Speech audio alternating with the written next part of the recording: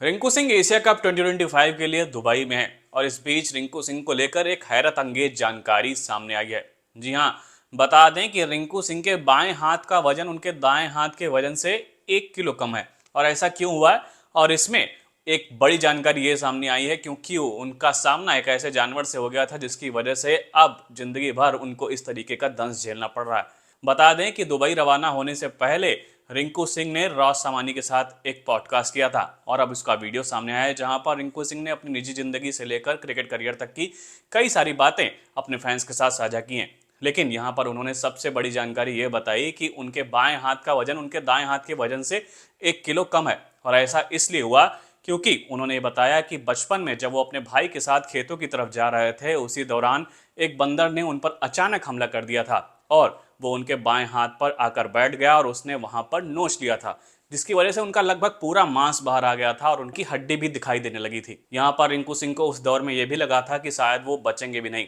लेकिन उसके बाद वो ठीक तो हो गए। लेकिन अब हाल ही में जब एनसीए में उनका डेक्सा स्कैन हुआ था, यानी फिटनेस टेस्ट का एक डेक्सा स्कैन होता है, वहां पर यह जानकारी सामने आई कि रिंकू सिंह के बाएं हाथ का वजन उनके दाएं हाथ के वजन से लगभग 1 किलो कम है।